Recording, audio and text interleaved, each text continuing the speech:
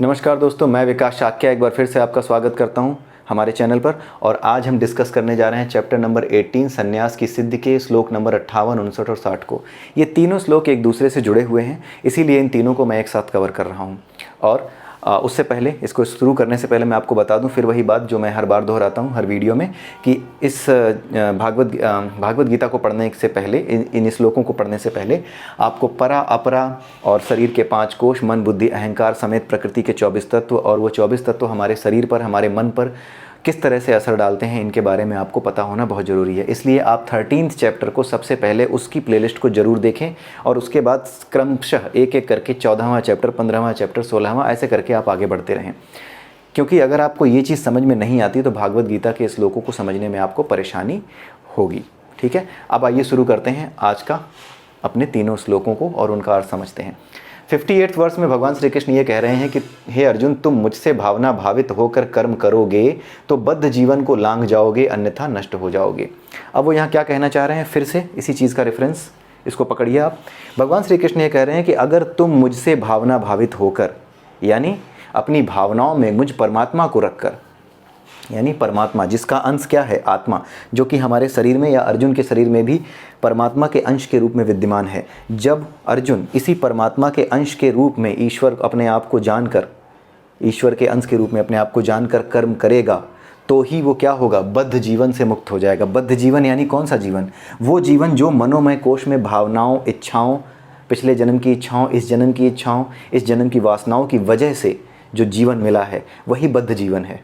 ठीक है, क्योंकि कुछ इच्छाएं बाकी रह गई थी, कुछ वासनाओं के बीज हमारे मनोमय कोश में पड़े थे। इसी वजह से ये पूरी की पूरी जो पूरा जो शरीर है, बाहर का अन्नमय कोश जो कि मरने के बाद समाप्त हो जाता है, उसके भीतर फिर भी बाकी के जो 4 कोश रह जाते हैं, उन 4 कोशों में से जब तक मनोमय कोश में वासनाओं के बीज हैं, तब तक उसी वासना के अंतर्गत, जैसी वासना होगी वैसे ही वासना के अंतर्गत बार बार आदमी जन्म लेता रहता है। इसी को कहते हैं बद्ध जीवन। जब भी जन्म लोगे तो वो बद्ध जीवन है। क्यों? क्योंकि आपने कोई ऐसा काम कर रखा है जिसकी वजह से, या कोई ऐसी इच्छा रख कर रखी है, कोई ऐसी वासना रखी हुई है जो पूरी नहीं हुई, अतः उसी वासना के अंतर्गत आपने उस वासना को पूरा करने के लिए फिर से एक बार जन्म ले लिया है। यानी इस जीवात्मा ने, जिसके अंदर मनोमय कोश है, जिसके अंदर प्राणमय कोश है, जिसके अंदर विज्ञानमय और आनंदमय सारे कोश हैं, उसको एक नया शरीर चाहिए। जिस तरह की वासना है वैसा ही शरीर चाहिए। अगर वासना पशु जैसी रखी थी तो पशु का ही शरीर मिल जाता है। अगर वासना मनुष्य की तरह रखी थी और ज्ञान प्राप्त करने की इच्छा थी उसके अंदर, मनुष्य के अंदर मरते समय तक, कि वो ज्ञान विज्ञान के क्षेत्र में आगे बढ़ना चाहता था, तो उसकी उस वासना के अंतर्गत फिर उसको मनुष्य का ही शरीर मिलेगा, जहाँ पर वो मस्तिष्क का, दिमाग का, सबका इस्तेमाल कर सके। अगर कोई व्यक्ति दिमाग का इस्तेमाल करना ही नहीं चाह रहा था, बस उसे ये चाहिए था कि किसी तरह से हमारी इच्छाएँ पूरी हों, हमारी मटेरियलिस्टिक डिज़ायर्स पूरी हों, हमारी जो इंद्रिय संतुष्टि है वो होती रहे, तो ऐसे व्यक्ति को क्या आदमी का शरीर चाहिए? नहीं। उसकी वासनाएं किसकी तरह हैं? जानवर की तरह। इसलिए उसके लिए जो सबसे उपयुक्त शरीर है वो जानवर का है। इसलिए उसे फिर से एक शरीर मिल जाता है जो उसके लिए उपयुक्त है, यानी जानवर का। तो ऐसा कोई भी शरीर जो दिखता है हमें हमारे सामने, वो बद्ध जीवन है। उसके भीतर जीवन है लेकिन वो बद्ध जीवन है। क्यों? क्योंकि वो किसी वासना से बंधा हुआ था, इसीलिए वो पैदा हुआ।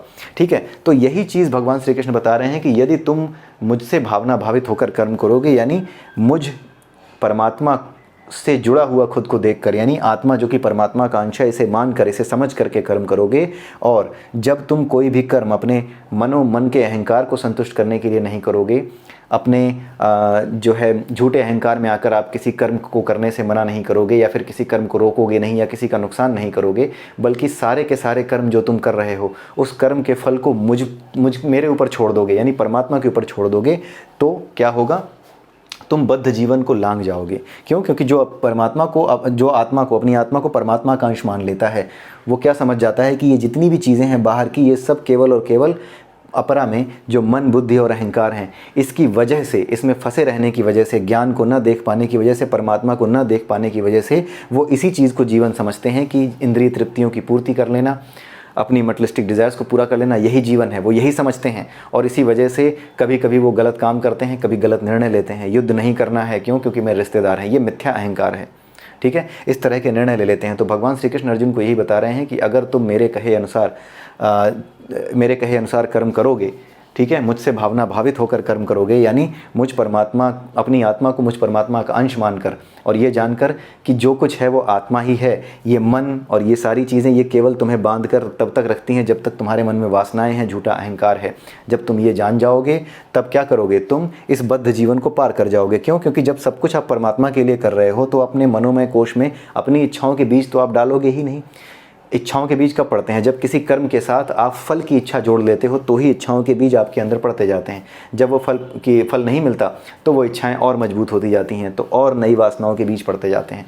लेकिन जब आप ये समझ जाओगे कि ये जितनी वासनाएं हैं, ये जो जीवन में हमारे आती हैं, जो हमें अलग अलग तरह के काम करने को प्रेरित करती हैं, वो केवल प्रकृति के 3 गुणों और प्रकृति के 24 तत्वों की वजह से ही हैं, और ये सब केवल और केवल आत्मा के होने की वजह से गतिमान है। अगर आत्मा न होती तो इन चीज़ों को गति न मिलती, ये हमें नीचे न गिराती। ठीक है, इसीलिए भगवान श्री कृष्ण ये कह रहे हैं कि मैं तुम्हें सीधे बता रहा हूँ अर्जुन कि तुम केवल और केवल मुझ परमात्मा में ध्यान लगाओ, और अपनी प्रवृत्ति के अनुसार अगर तुम मेरे कहने पर कर्म करते हो, यानी ये सिद्ध को करते हो, ठीक है, जिस काम के लिए तुम यहाँ कुरुक्षेत्र में आए हो, तो तुम इस बद्ध जीवन से मुक्त हो जाओगे, अन्यथा नष्ट हो जाओगे। नष्ट क्यों हो जाओगे? क्योंकि तुम्हारे अंदर मिथ्या अहंकार है। तुम ये सोच रहे हो कि तुम पितामह को इसलिए नहीं मारोगे कि ये तुम्हारे रिश्तेदार हैं, रिश्तेदारों को मारकर तुम्हें कुलघाती होने का कलंक लगेगा। तुम ये ज्ञान की बातें कर रहे हो, लेकिन तुम ये नहीं समझ रहे हो कि एक क्षत्रिय की तरह तुम्हारा कर्तव्य क्या था। तुम्हारा कर्तव्य था समाज में न्याय को सुनिश्चित करना, और तुम कह रहे हो कि तुम उन्हें नहीं मारोगे जो उस समय भी चुप बैठे रहे जब किसी स्त्री की इज्जत पर हाथ डाला जा रहा था। तो ये क्षत्रिय कर्तव्य नहीं है। केवल इसलिए कि वो तुम्हारे पितामह हैं, केवल इसलिए कि दुर्योधन तुम्हारा भाई है, उन्हें दंड न मिले, ये तो समाज के साथ बहुत बड़ा अन्याय है। क्योंकि कल को जब ऐसे लोग राजा बनेंगे तो क्या पता कि कल को अगर किसी और के साथ अन्याय हो तो ये लोग सुरक्षा उसकी कर पाएंगे या नहीं कर पाएंगे। महाभारत का जो युद्ध हुआ था, उस युद्ध में भगवान श्री कृष्ण ने अर्जुन को जब गीता का उपदेश दिया था, उससे पहले की कहानी जब आप देखिए तो बहुत से ऐसे अपराध हुए, जैसे एकलव्य का अंगूठा काट लेना, कर्ण को सूतपुत्र कहना, किसी से उसके अधिकार उसकी जाति के आधार पर छीन लेना, ये सारी चीज़ें हुई थीं। और अंत में जब युद्ध का मैदान सजा था, तब भगवान श्री कृष्ण कहते हैं, तब बताते हैं कि आज इस युद्ध के मैदान में जब तुम आए हो ना, तो क्यों आए हो, उसका कारण बताते हैं। वो उसके कारण बताते समय वो यही बता रहे हैं, पिछले श्लोकों में भी आप समझ चुके हो कि जो सबके भीतर मुझे देखता है और मेरे भीतर सबको देखता है, वही वास्तव में सब कुछ देखता है। और ऐसा ज्ञानी कभी भी समाज में किसी तरह की उथल पुथल का कारण नहीं बनता। लेकिन ऐसा हुआ नहीं। ये शूद्र है तो इसे शिक्षा नहीं मिलेगी, वो क्षत्रिय है तो केवल उसी को शिक्षा मिलेगी, ये कर्ण है, ये तो सूतपुत्र है। तो ये जो लड़ाई हुई महाभारत की, इसमें अगर आप देखें तो कर्ण अर्जुन का शत्रु केवल इसलिए था क्योंकि उसे ये साबित करना था कि ये जो अर्जुन है ये केवल इसलिए श्रेष्ठ नहीं हो सकता कि ये क्षत्रिय है। और एकलव्य, वो भी उसने अपना अंगूठा दान दिया था, वो भी कौरवों की तरफ से लड़ा, उसे अर्जुन से प्रतिद्वंदिता दिखानी थी, अर्जुन का प्रतिद्वंदी था वो, इसलिए वो फिर महाभारत की लड़ाई में दूसरे पक्ष में खड़ा हो गया। तो समाज में एक गलती ने दूसरी गलती को, दूसरी गलती ने तीसरी गलती को, और विद्वानों के होते हुए इतनी बड़ी बड़ी गलतियों को समाज ने जन्म दिया, और अंत में एक पूरी की पूरी महाभारत युद्ध जो है एक पूरे के पूरे कुरुक्षेत्र के मैदान में आकर टिक गया। तो भगवान श्री कृष्ण जब गीता का उपदेश अर्जुन को दे रहे थे तो उस समय उन्होंने यही बताया कि तुम सब अपने अपने कर्म करने के लिए स्वतंत्र हो, क्योंकि किसी के कर्म में मैं किसी तरह का हस्तक्षेप नहीं करता।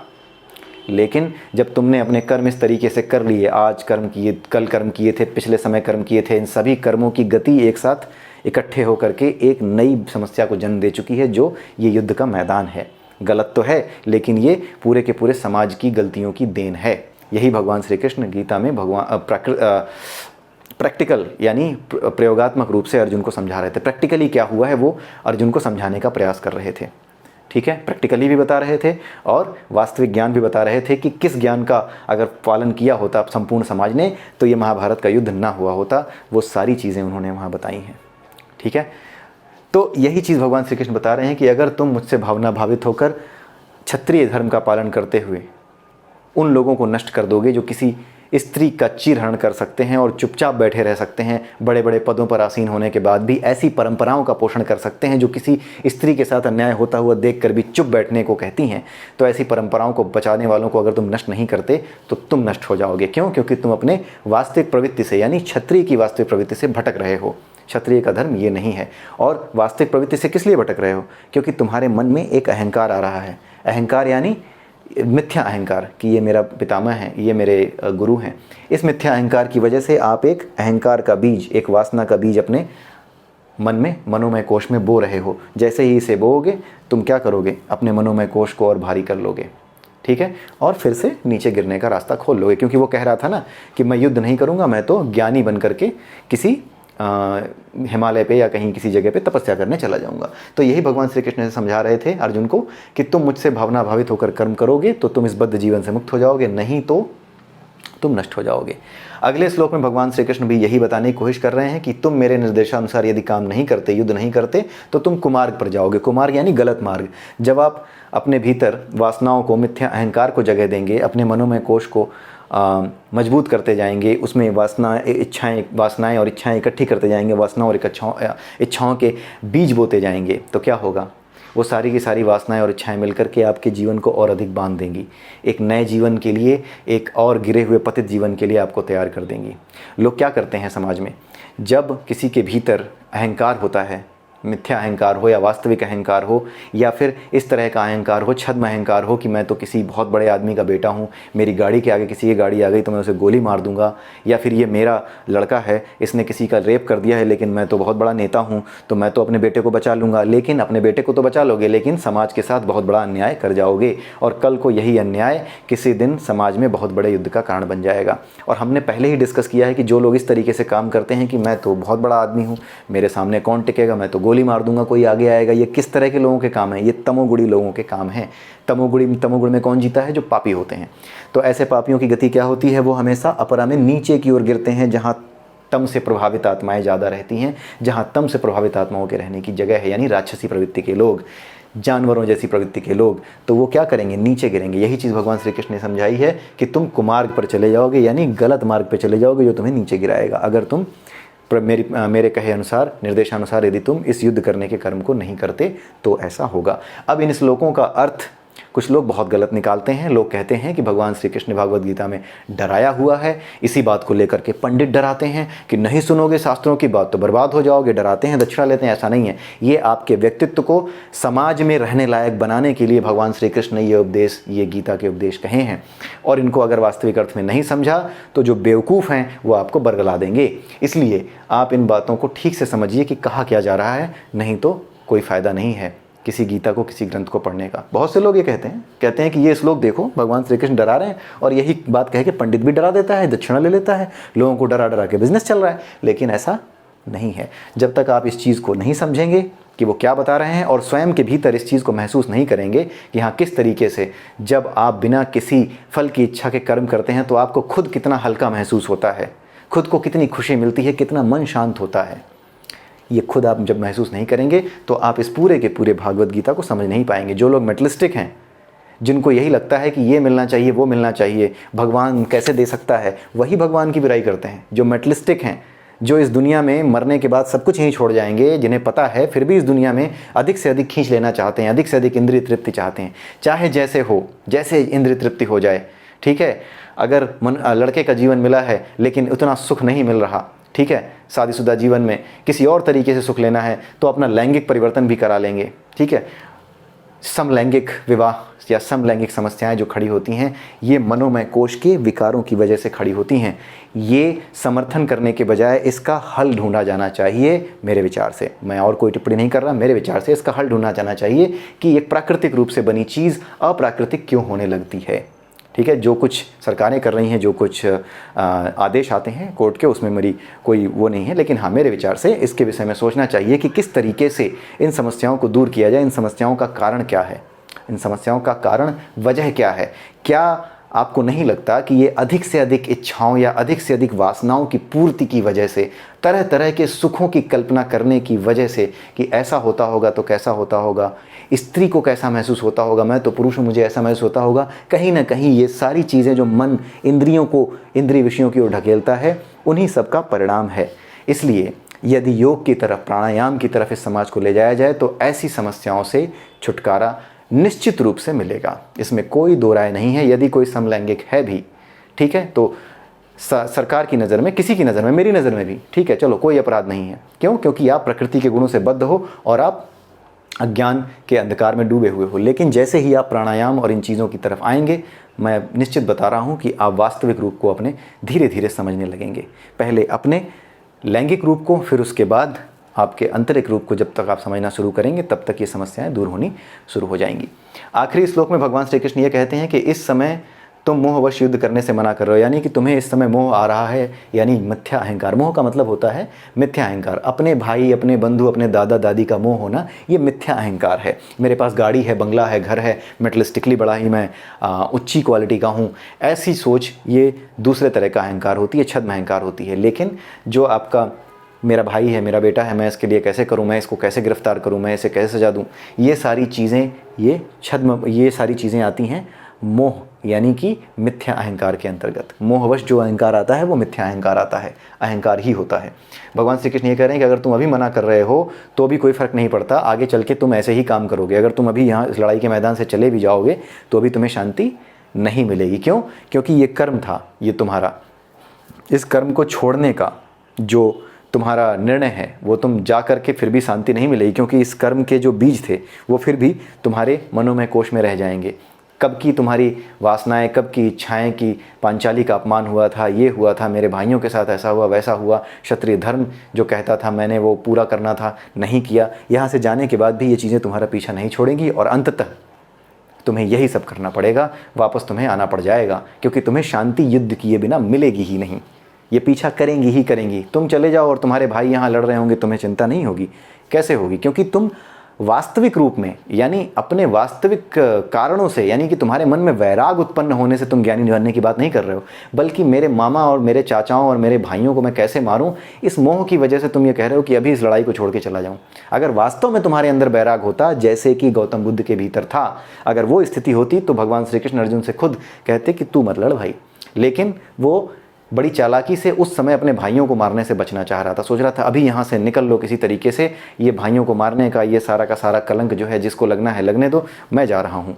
वो बच के जाना चाहता था। लेकिन क्या वो बच सकता था? अगर वो चला भी जाता, उसके भाई लड़ रहे होते, रोज़ मर रहे होते, तो क्या होता? क्या उसे लौट कर आना नहीं पड़ता? वो आ जाता। इसीलिए भगवान श्री कृष्ण ये कह रहे हैं कि तुम भले ही अभी मना कर रहे हो, लेकिन ऐसा मना करने के बाद भी तुम वही सब करोगे जो करना है तुम्हें, यानी क्षत्रिय धर्म का पालन तुम करोगे ही करोगे, आना ही पड़ेगा। तो ये तीनों श्लोकों का अर्थ है। अगले वीडियो में हम फिर मिलेंगे नए श्लोकों के साथ। तब तक के लिए नमस्कार।